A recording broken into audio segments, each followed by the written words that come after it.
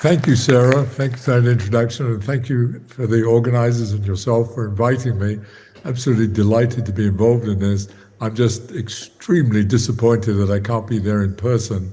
This is, not a very satisfactory way of delivering a talk, but let's see how it goes.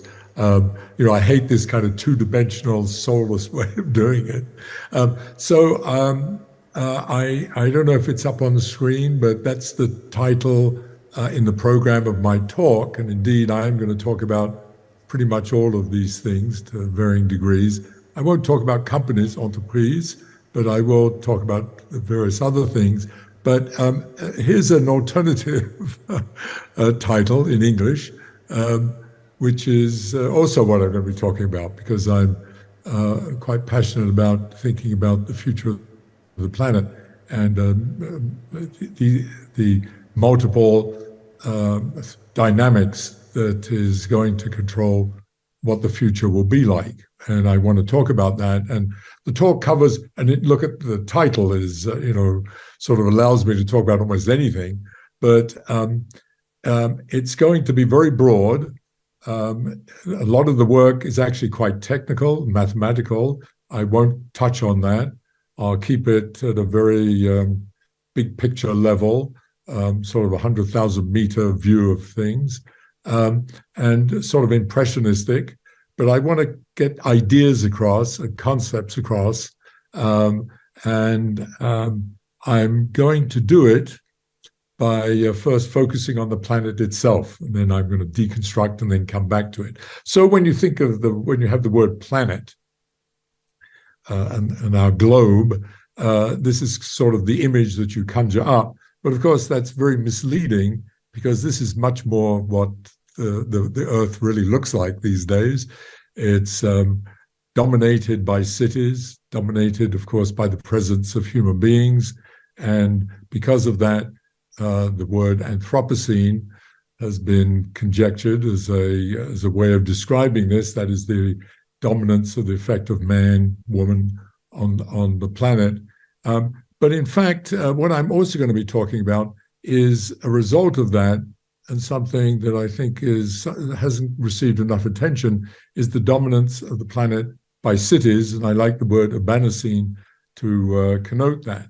And just to give a sense of what that is, I have fantasized as to what a photograph taken by a NASA satellite would have looked like in the year 1840. And as you can see, you can barely see anything. But 100 years later, 1940, you can see something. I chose this year, by the way, because the year I was born. And this is my estimate of what it would look like roughly in 1940. And of course, all those lights are the lights of cities. And they represent the extraordinary urbanization that has taken place on the planet. That now looks like this. That's a relatively recent photograph of the Earth taken by a NASA satellite. And of course, that is the glow of the cities. And you can see the rapid increase of urbanization that's taken place in what is a relatively short period of time.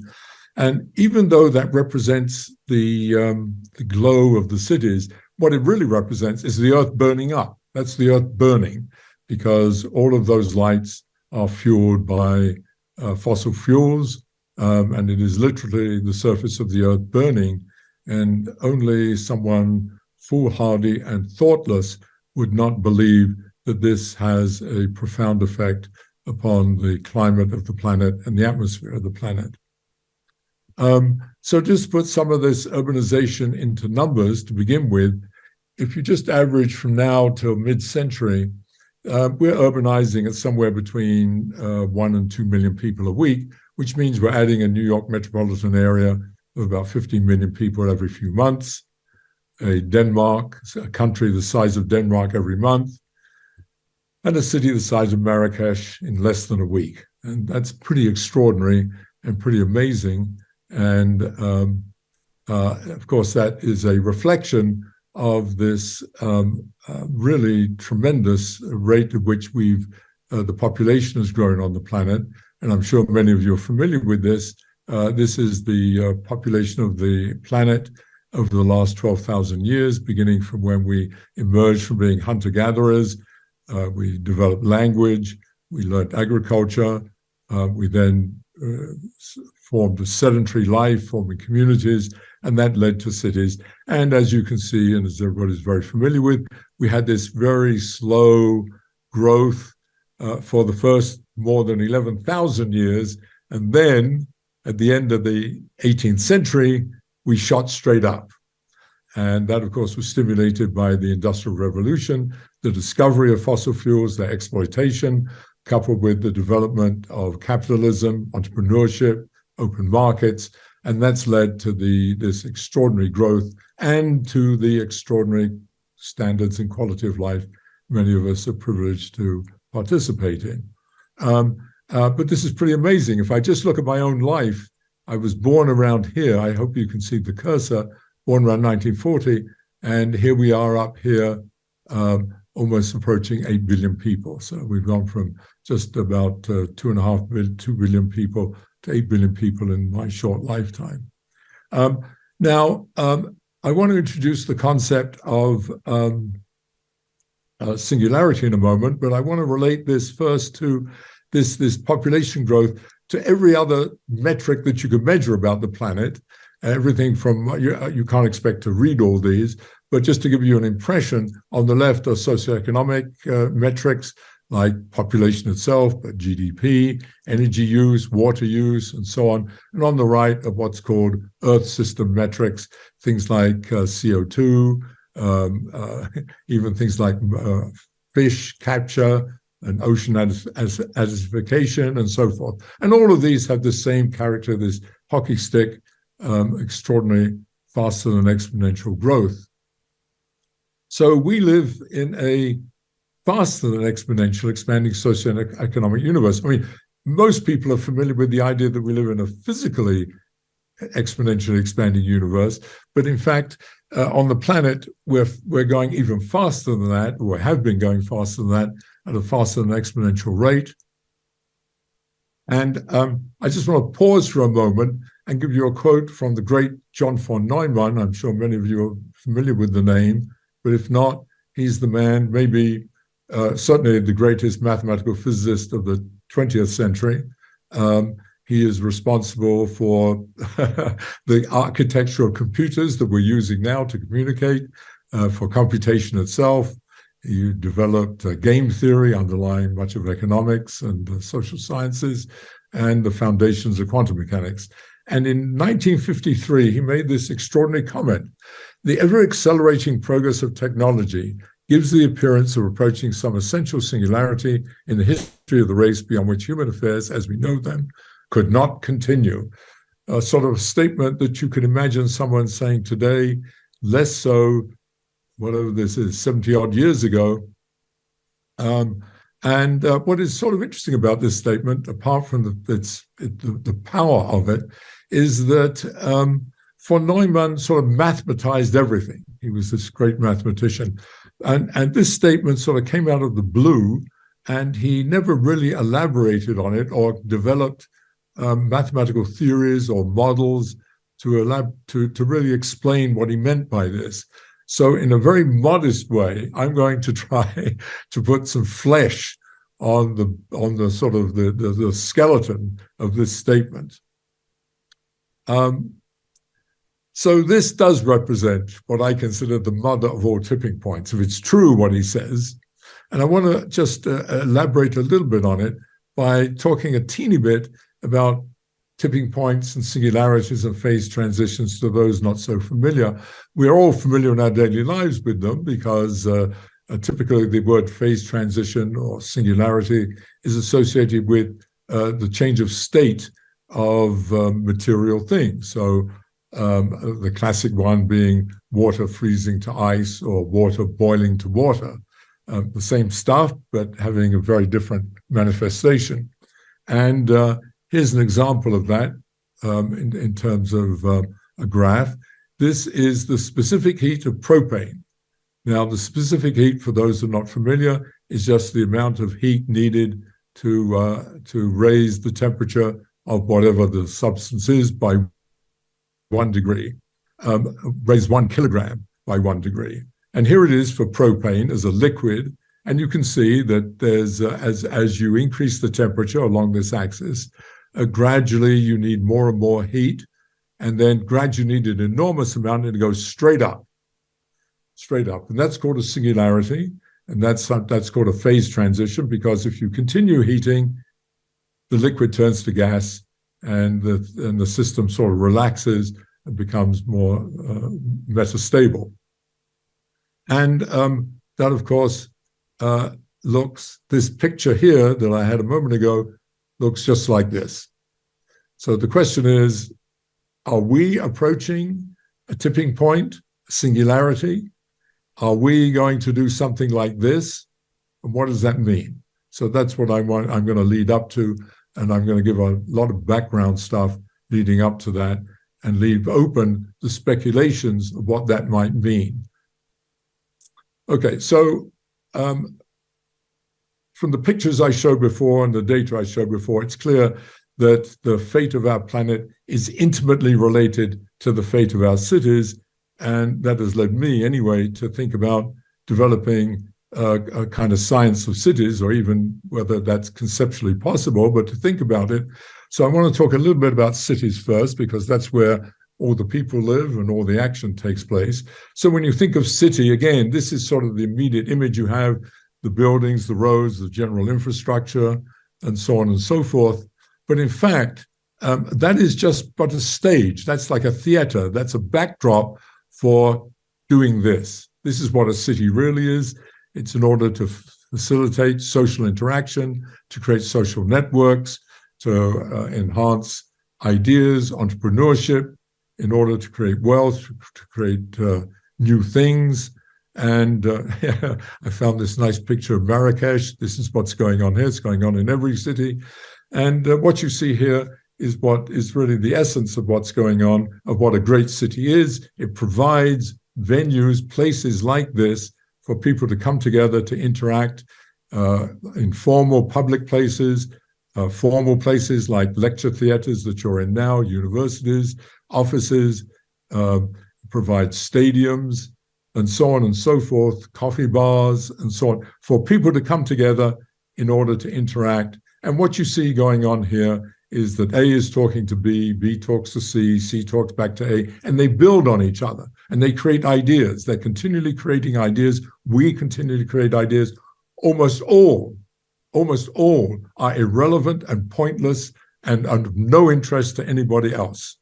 But what is extraordinary about this dynamic is that every once in a while, this dynamic, the spirit of this dynamic, produces the theory of relativity, or quantum mechanics, or a Google, or a Microsoft, or an Amazon, or a Toyota. That's what a city does. It is, in fact, this extraordinary machine we developed for facilitating the creation of wealth, knowledge, innovation, ideas, in order to increase the standards of quality of life of all the citizens. But unintentionally, inevitably, it creates entropy, the most fundamental law of science.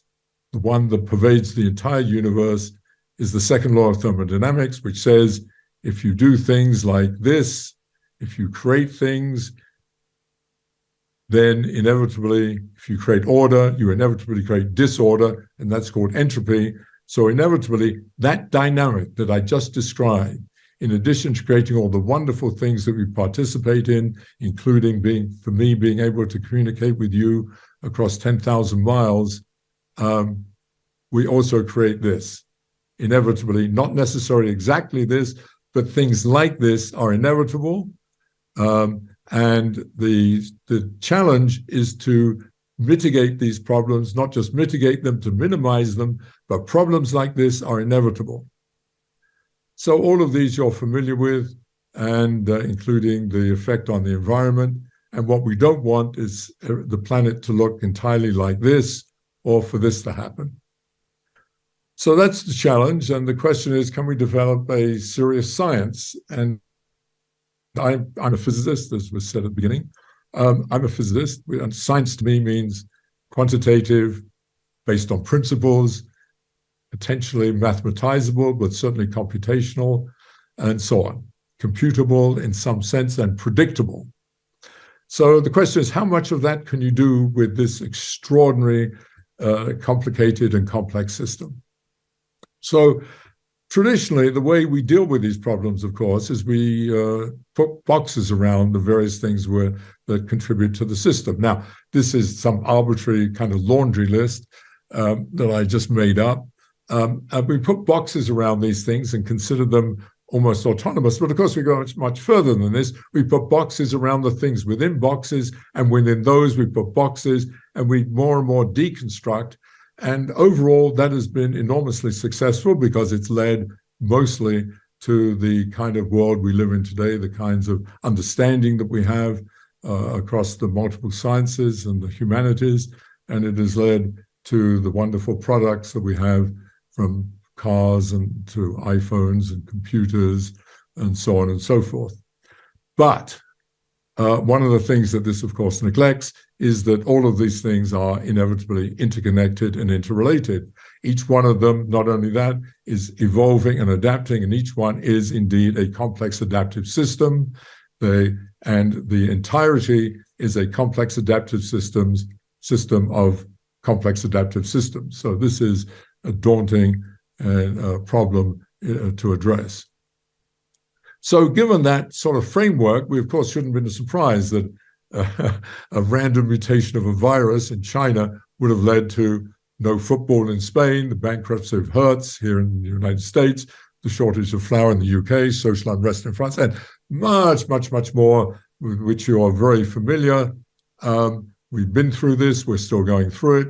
And what is extraordinary is that all these things which seem completely disconnected suddenly became interconnected, connected to this event that happened just a few months before all these things happened. The timescale was extraordinary. Things happened very quickly. And the fact of the matter is, all these things which appeared disconnected are in fact connected, even if extremely weakly. And so this is sort of a classic example almost of a chaotic phenomenon where some small perturbation somewhere produces an exponentially enhanced effect elsewhere, encompassing a much broader span of issues than the one that stimulated it. So this is kind of amazing. So football in Spain is connected to flour in the United Kingdom, amazingly. It was, and it still is. And we have to be aware of that. So this is the mother of all butterfly effects. I'm sure many of you are familiar with it. The idea that the flapping of the wings of a butterfly off the coast of Brazil creates a hurricane in Florida. So we also have this problem. This is a silly cartoon, but this is the kind of issue that you also run into if you don't think more systemically. That is, we have this classic problem, and then we solve it by having a new lane, and indeed we get back to the same problem. So we have this whole problem of unintended consequences if we don't think more systemically and recognize the interrelationship of things. So cities are a wonderful example of that, and they are in fact a quintessential example of a complex adaptive system. And in general, at the biggest kind of picture, a complex adaptive system is the interface, integration, and tension between, on the one hand, its physicality, its energy, resource, its infrastructure, its metabolism on the one hand, and on the other hand, the information being exchanged by the various agents of which it's composed, in this case of cities, people, and so forth. And that's what was represented in those pictures.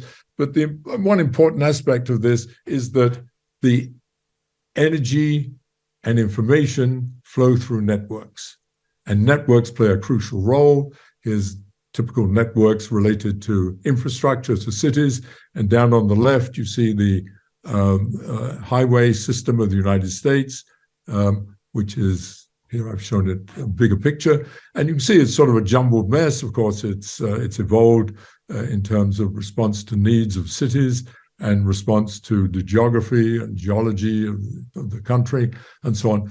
And it looks like sort of, it doesn't seem to have much systematic behavior, but in fact, if you look through a different lens and you choose one place, here I've chosen arbitrarily Laredo, Texas, which is a port, and you ask, what about the traffic leaving Laredo and going across the United States, feeding, if you like, the United States in 1 year? And if you put that all together and you add all that up, this is what that looks like. And the thickness of those lines represents the density of flow of traffic. And what you see now is something much more regular. You see something that's fractal-like, it's self-similar, it sort of repeats itself and has a sort of regular behavior. And so underneath what is something that is relatively irregular, you see something that's much more regular. And that's the kind of thing we want to start addressing as I move into this. So networks, if you go back to this picture, of course, it looks very much like a biological network, a typical network. And biology is, of course, replete with networks. And in the middle there at the top, you see yourself, that's your circulatory system. And in fact, it doesn't look so different from this. And in fact, it isn't so different. The major difference is that the road network is two-dimensional, and this is, we are three-dimensional, but otherwise pretty much the same. But here's a bunch of networks across biology, from the microscopic all the way up to something macroscopic. And here's what's amazing, and I'm not going to go into any details on this. The physics and mathematics of these networks has extraordinarily powerful implications, and it leads to this, that is something that is extremely regular in something that's maybe the most complex phenomenon in the universe, namely metabolism. This is metabolic rate on the vertical axis versus size, body mass on the horizontal axis. And the mathematics and physics of these networks would predict that instead of these points lying sort of not exactly randomly all over the graph, as you might have naively expected, believing in natural selection, namely that each one of these organisms, each cell type, each genome inside it, each organ has its own unique history, evolutionary history. So the points would lie sort of spread around the graph, reflecting that evolutionary history, the historical contingency. No, they line up on a straight line when plotted logarithmically, going up by factors of 10 on both axes. And this represents, for those familiar, what's called mathematically a power law. But the important thing here to recognize is that there's an extreme simplicity that underlies the extraordinary complexity of metabolism if we look at it through the lens of scaling. Furthermore, the slope of this line is predicted to be 3/4, which is very close to the best fit to that line, which is sublinear, meaning it's less than 1, which means there's an economy of scale, because it means that this would be linear. It means that as you get bigger, per cell or per gram of tissue, you need less energy. So that a bigger animal needs less energy to support its cells than a small animal. And those are the, so that would be linear, and that's what the theory predicts, and that's what it's, and this has been known, I said predicts, but this has been known for 80 years, basically. It was called Kleiber's law. And biology, if you take this kind of theory, you can predict 50 more such scaling laws for everything else, and I could show you many more of these. What is remarkable about them is they have a kind of universality.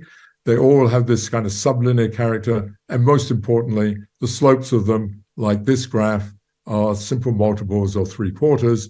And here's a mundane example, heart rates versus size, and you can see it decreases with a slope of -1/4. So little animals have hearts that beat very fast, and big animals have hearts that beat very slowly, but they do it in a systematic, predictable fashion. Now, I could show you, as I say, 50 more of such scaling laws. It gets boring after a very short while, and I'm going to show you just one other. It's the -1/4, and that's for lifespan. And you can see there's a lot of variance in this, and I don't want to discuss that. And I just want to concentrate on the middle one, mammals, and the slope of that is very close to 1/4, which is predictable from this theory, the network theory. But here's the point I want to emphasize, is if you go back to heart rate, that is decreasing with a slope of 1/4, and this is increasing with a slope of 1/4. And if you multiply them together, the two 1/4s, so to speak, cancel out. The decrease of one is exactly cancelled by the increase of the other if you multiply them together. And then you ask yourself, what is lifespan times heart rate? That is the number of heartbeats in a lifetime. And that should be the same for everybody. So this says that the number of heartbeats in a lifetime is the same for all mammals in particular, and there's the data, and it's kind of extraordinary. So that even though a mouse lives to 1 to 2 years and a whale lives for 125 years, if you look through the lens, if you rescale through the lens of heartbeats, they live the same length of time. And so it's kind of interesting to speculate whether they experience life the same length. So I'm going to do one other thing in biology before moving on to cities and then to the planet. And let's talk about growth. You've all done it. You've all scaled. You've all grown. And this is how you did it. You ate. You metabolized the energy. You sent that energy through the networks. At the cellular level, that energy is used to maintain cells. That is, it repairs damage that's occurred, and it replaces ones that have died and then grows new ones. And you can put that into mathematics. And the network sort of is this arrow. That's the thing that sends the energy to the cells. And you put that into mathematics and you can solve the equations. And this is what you get. This is for you as a rat. This is a rat. This is its growth curve. This is its weight versus age. And that line is a prediction of the theory, and those dots are data points. And the fact that you stop growing is directly related to the sublinear economy of scale of metabolic rate. And that leads to bounded growth. The fact that you grow quickly and then stop is guaranteed by the sublinear nature of the scaling, which is related to the control of the networks that are distributing energy. And this stability, this cessation of growth, so-called sigmoidal growth, underlies to some extent the sustainability of the biosphere, the fact that we all reach a kind of metastable state after early growth leads to the fact that we have sustainability of the biosphere and that life has been around for 2 to 3 billion years. Now, so that's great. And of course, if you try to take this over to socioeconomic systems, this would be considered a disaster. The use of a metaphor of biology for socioeconomic systems, some ways is quite good, but in other ways is very bad. And this is one of them that's very bad, because we developed this from post-capitalism, the development of capitalism. We developed the idea that we need to be sustained by open-ended growth. And this obviously isn't true here. So we want to go into that. This growth curve permeates everything. You can fit, the fits aren't quite so good, but you can see. And here's one thing I'd like to just finish up with before moving into cities. And that is, if you rescale these growth curves according to the theory, and you plot them versus these strange variables that I have here. I don't have time to explain them, but if you rescale, everybody grows in the same way. So again, if you look through the right lens, we all are born, live, grow, and die in the same way, roughly speaking. And here it is, including tumors. Tumors, of course, are you, and here they are, and these colored points are tumors. The gray points are the points on the previous graph, and they fit on it too. So it's a kind of universal theory of growth. So here's a quick summary of what I've said about biology, which I'm now going to take to talk about cities and then the planet. We have these systematic universal scaling laws dominated by this 1/4 power. The number 4 is the dominant number, the number that dominates the biosphere. It controls everything about the biosphere in a kind of coarse-grained way. It expresses an economy of scale, so the bigger you are, the less you need per cell or per gram of tissue. I didn't emphasize this, but the pace of life systematically slows down. That was the heart rate slowing down. Life gets extended, you live longer. And growth is sigmoidal, meaning that you grow quickly and then stop, and then you die. And that's all explained by the dynamics, mathematics, and physics of the biological networks. So the obvious question is, are cities, I'm not going to talk about companies, but are cities scale versions of each other? Do they manifest a similar kind of universality? Well, they are networks, as I've already discussed. And so the question is, are there similarly hidden laws of biology? And not surprisingly, you can apply the same kind of mathematics and physics and network theory to urban networks. And you can derive this kind of scaling. And this is for infrastructure, this is the infrastructure. And this is, again, a mundane example. This is the number of petrol stations versus population plotted logarithmically again. And what you see is very good evidence of scaling. And what you also see is that it's sublinear. That dotted line is linear, meaning that there's an economy of scale. So the bigger you are, the less gas stations, less petrol stations are needed per capita.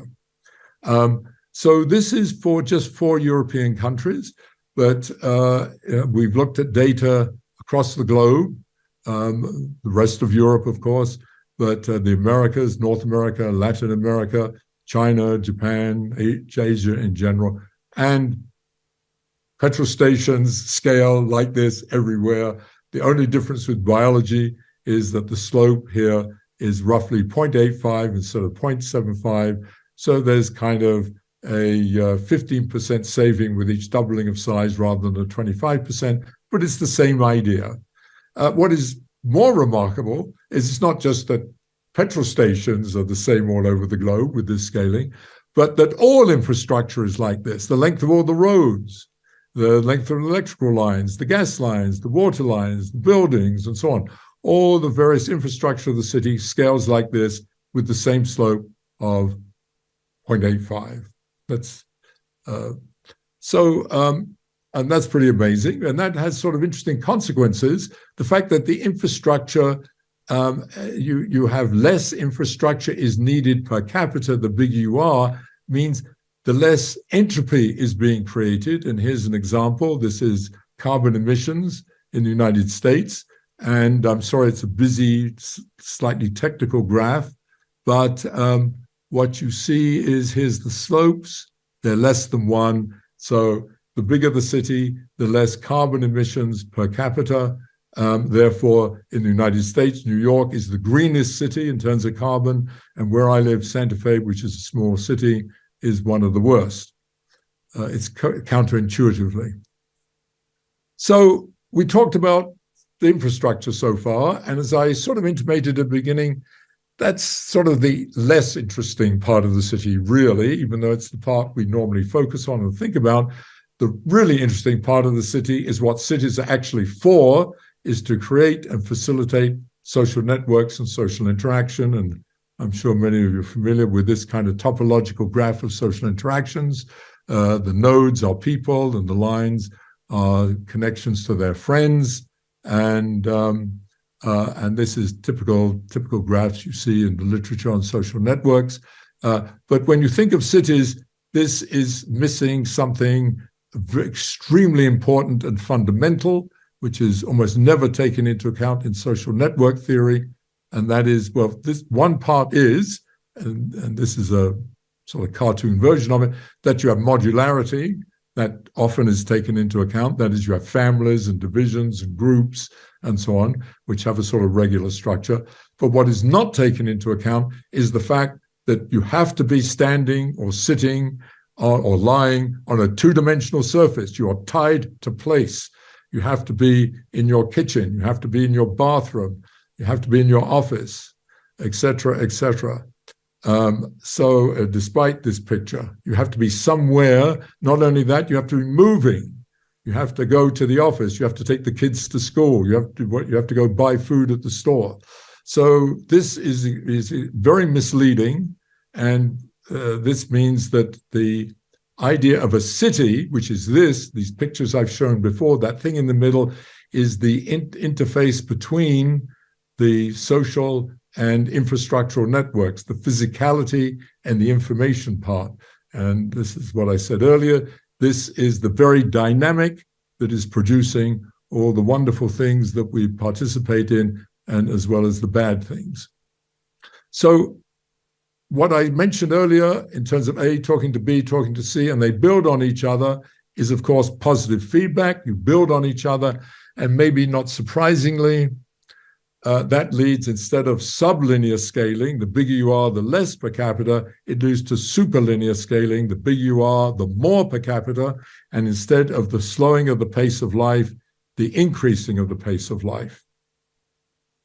And here's the data to support it. This is just a panel of half a dozen metrics from different metrics in different parts of the world.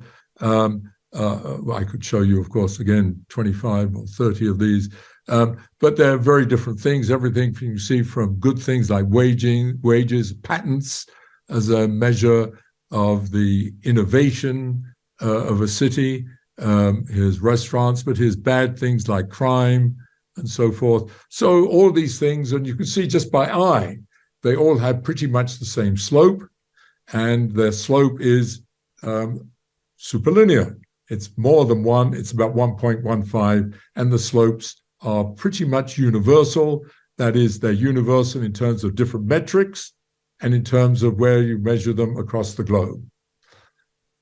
And this is what it says in English. My French isn't good enough to translate it, but to say it in French. On average, if you double the size of a city in an urban system, or you look at a city that's twice the size of another in an urban system, then roughly speaking, you save, as I've already said, about 15% on all infrastructure, and at the same time, you increase all the good things: income, wealth, ideas, patents, education, creativity, connectivity, and so on. All those good things are increased, but also all the bad things like crime and disease and so forth, and indeed, including COVID, all by about 15%. And that seems to be true, roughly speaking, across the globe. So here's an example. A city of 10 million people will have doubled the number of COVID cases in half the time a city of 100,000 would, even though it's only, quotes, 100 times larger, and it'll have 200 times as many cases. So much better during the pandemic to be in a small town than a big city. But when you're not in a pandemic, if you want job opportunity, excitement, a sexy life, lots of action, lots of culture, much better to be in a bigger city, and the bigger the city, the better. And so, as a test of that theory, the idea is that this is derived from this positive feedback in social dynamics and social networks. This is part of a collaboration with my friends at MIT. And what we did is we analyzed billions and billions of telephone calls, mobile phone calls. They had this enormous set of data of billions of phone calls of various places, and we analyzed them to measure the connectivity between people as a function of city size. And here it is. This is for two countries. This is Portugal and the United Kingdom. And what you see is, as so to speak, predicted, the slope is the same as it is for the scaling of the metrics. This is the underlying mechanism for that. And one of the surprising things that came out of this, actually, was to ask about the clustering of people. That is, even though in a bigger city, you have many more interactions, many more interactions.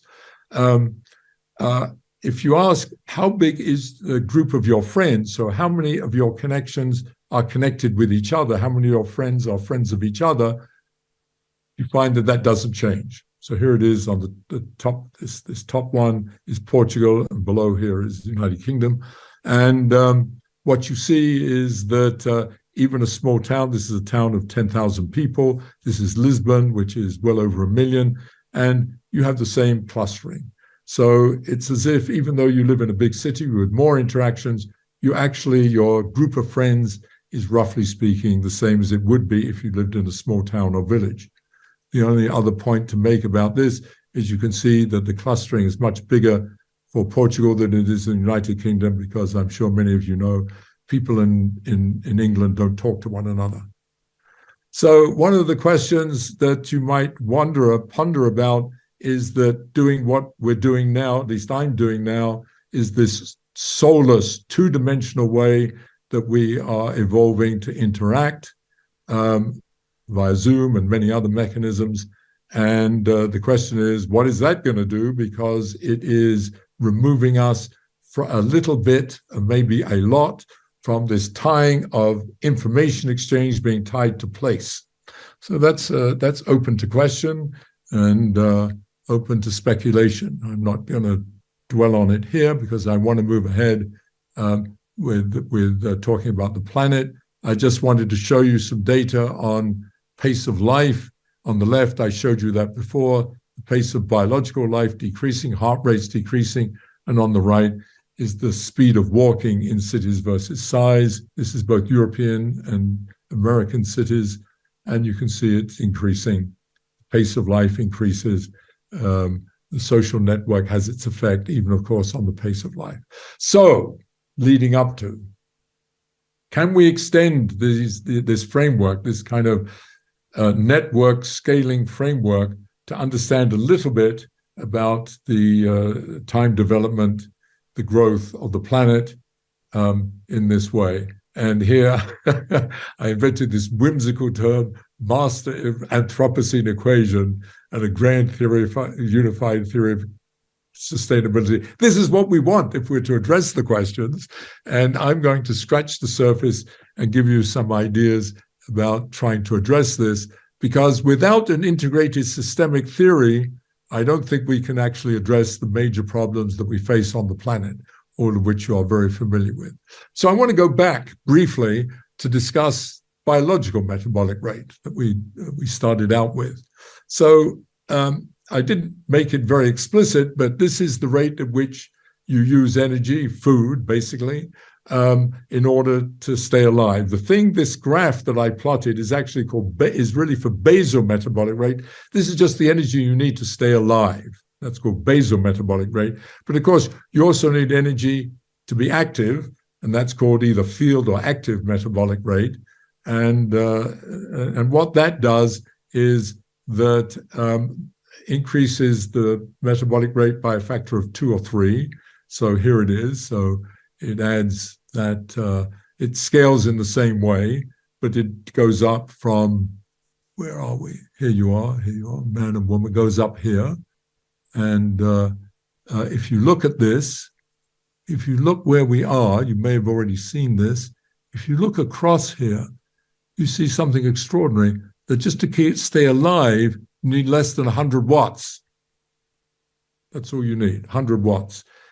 That's 2,000 food calories a day. All the food you eat a day to stay alive and do your stuff is about 100 watts, which means you are a light bulb. So you are extraordinarily efficient. Whereas if you ask, and this is how we were, of course, this is how we evolved. This is our natural metabolic rate. But now that we've urbanized, now that we discovered language and discovered agriculture and discovered cities and all the rest of the stuff, and created iPhones and roads and cars and refrigerators and houses and all the rest of the junk that is us, that is really us, then we have something called social metabolic rate, which is, of course, just by analogy with the biological metabolic rate, is 2 parts. A part that is maintenance, just keeps the whole system going, keeps everybody alive, and keeps the infrastructure maintained, and then adds new stuff. There's an active part that creates new stuff, creates institutions, creates ideas, creates roads, creates new stuff. And what that does for our metabolic rate, our real active metabolic rate, is up there.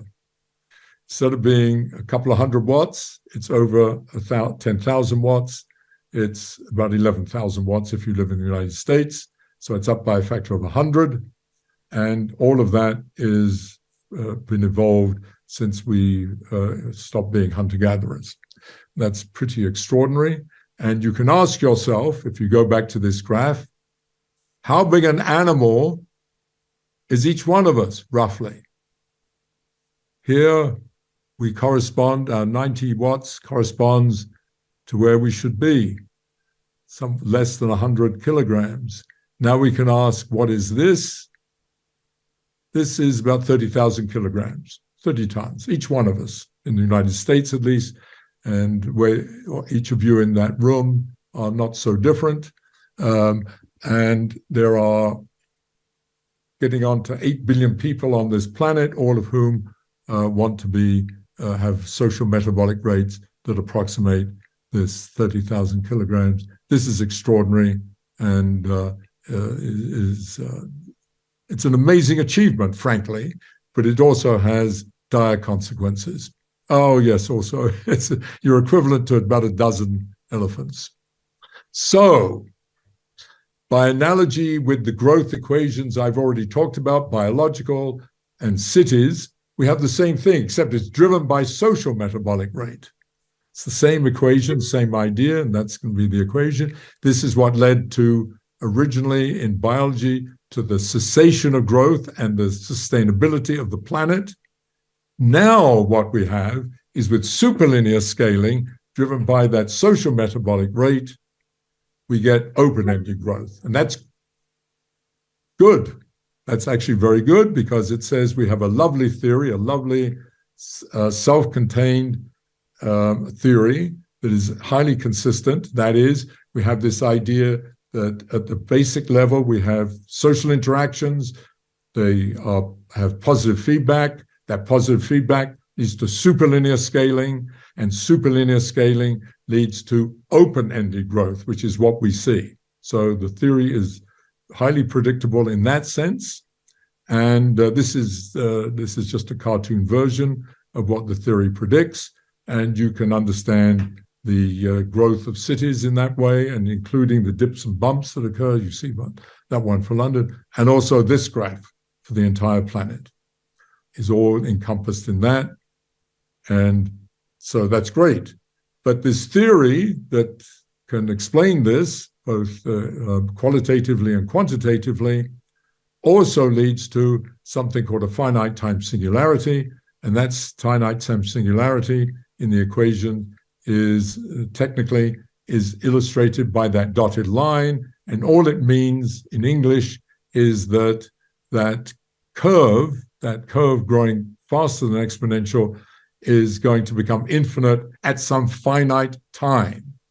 That is, it may be meaning that in some finite time in the future, it might be 5 years, 10 years, 50 years, 100 years, but at some time in the future, this thing is become infinite, which is nuts, which is crazy. You can't have infinite GDP, you can't have infinite number of AIDS cases, and indeed, the theory tells you what happens. It tells you that if you go beyond that singularity, just as we saw with those graphs of propane, it's a different, it looks different in terms of the mathematical form of the curve, but the system stabilizes, collapses, and that's bad, of course, that's terrible. So it's a kind of, in a way, if you like, a fancy neo-Malthusian argument that you can't have open-ended growth. Eventually, you're going to collapse. So how do you get out of this? How do you stop this?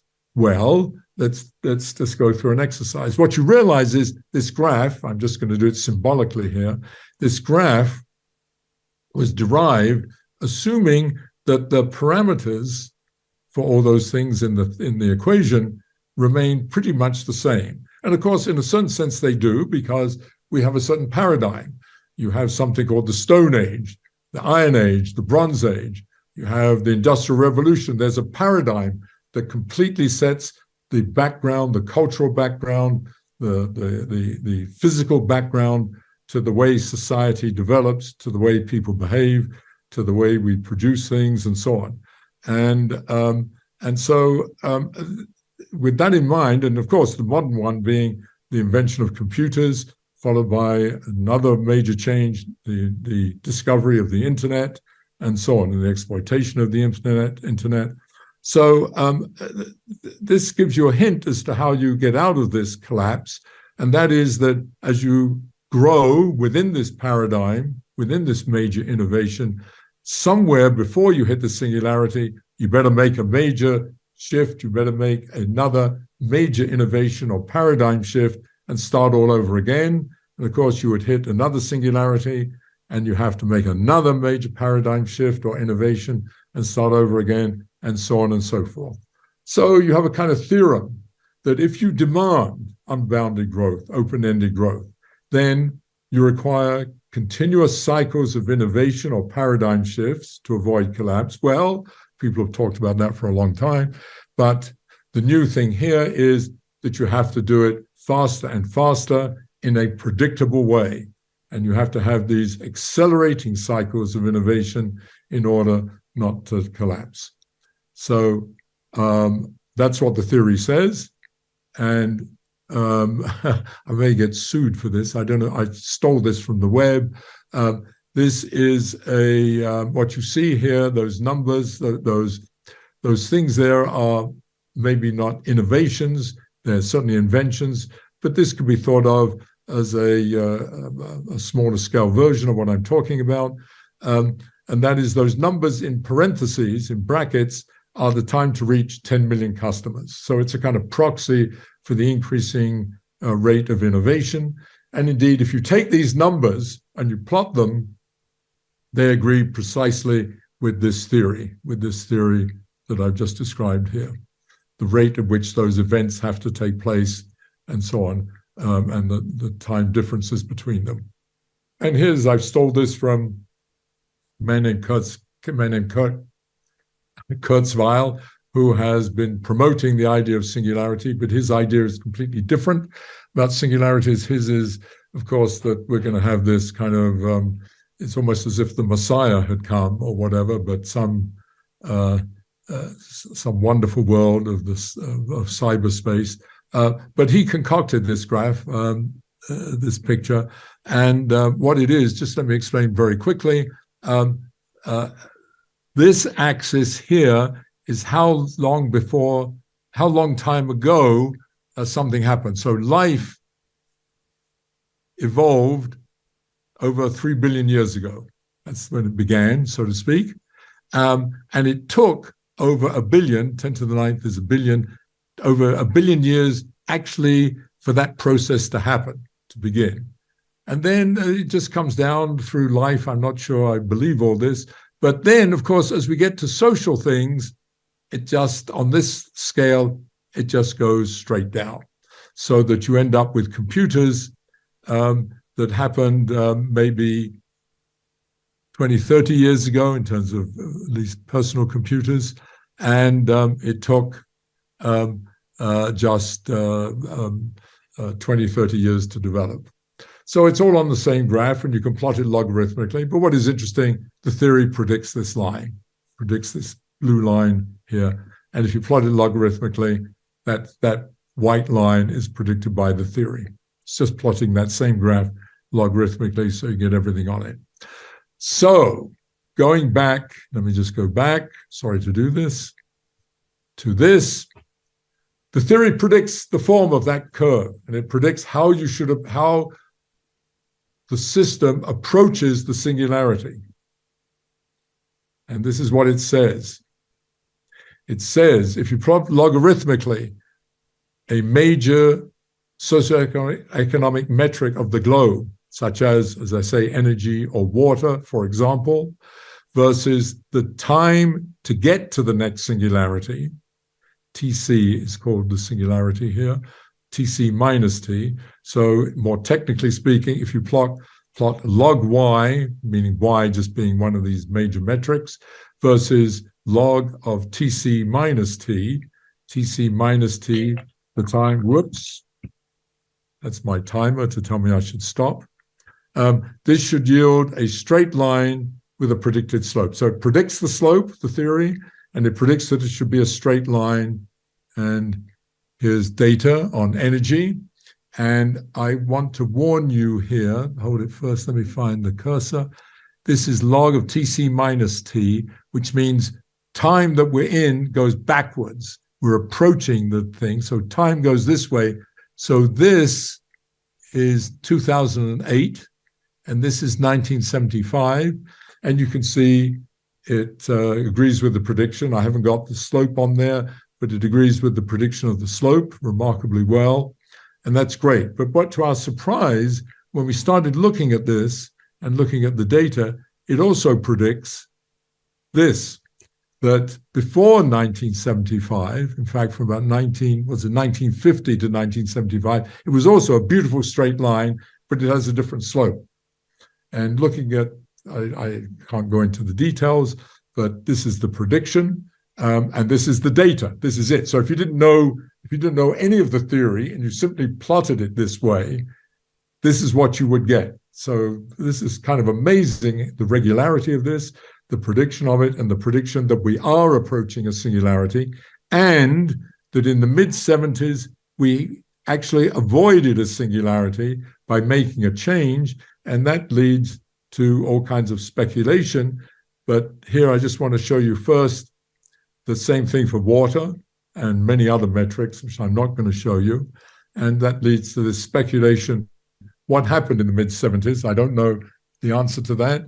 There was the oil crisis, but probably most importantly, that is the origin of that rate, is the combination of the oil crisis, which was a major hit, but the globalization, the beginning of globalization, a radical change in the way commerce was done and the economics of the globe were being started to change at that time. And I think this represents that. And so this tells you, if you can do the good statistics on it, when the next singularity will be. This is also for the markets. I'm not going to go into that. And I'm going to finish up here because I'm going to leave open questions here for speculation. I should say one thing about this.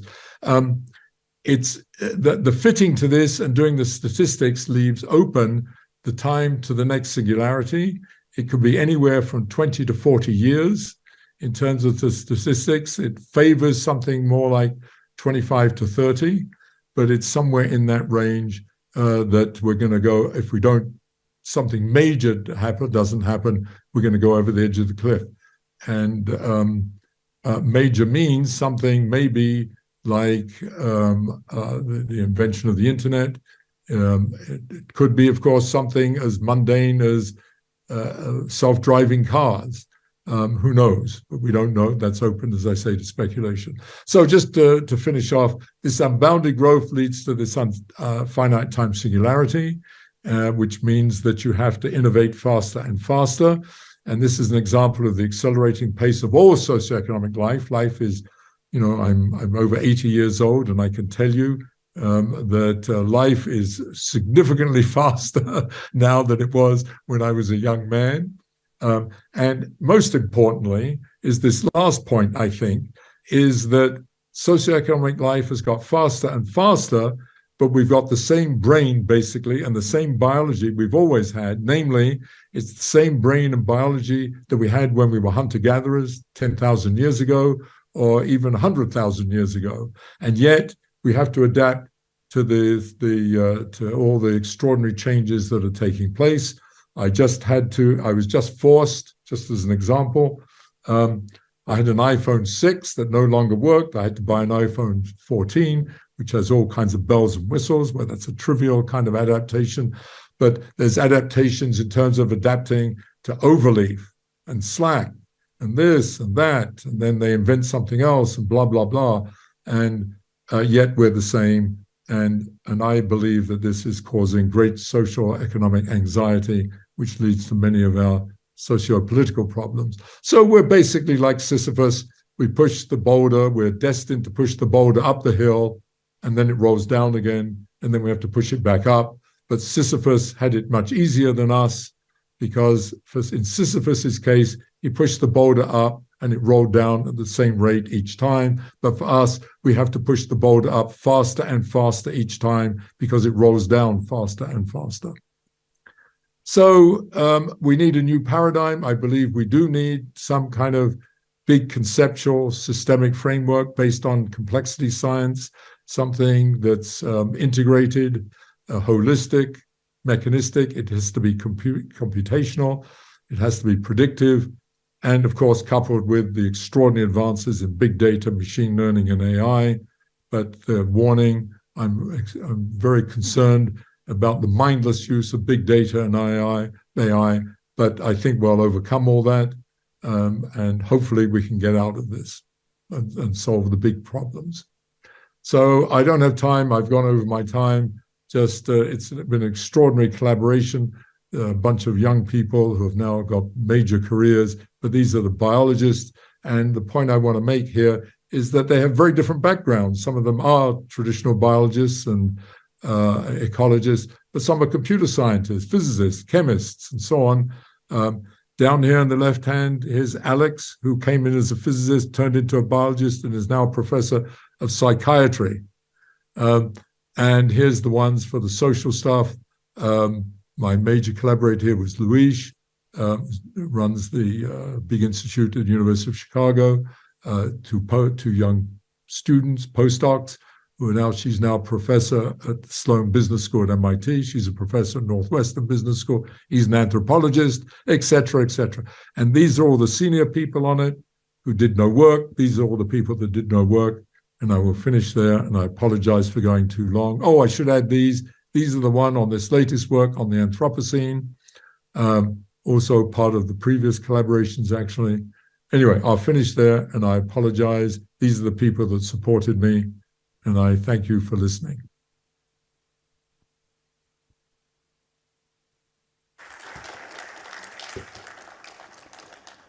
Thank you. Thank you so much, Dr. West. This was a wonderful talk. And, demographic transition and the growth of human population in the past couple of centuries is really one of the most historical development that we've, most of the most important historical development that we've lived. And you've likened this to the growth of organisms. And we know that the timing of growth in organism is governed by hormonal and epigenetic mechanisms. And I was wondering if there were equivalent mechanisms when it comes to the timing of urban expansions, right? So the timing of growth spurts in urban expansions. Yes, are there? Well, that's like asking a question, a related question, a metaphor that's often used, like using genomics, or the idea, is there a DNA of a city or a DNA of a company? Or in fact, a kind of DNA of the globe, but it's a collective. So it goes very much, by the way, I should have said that during the talk.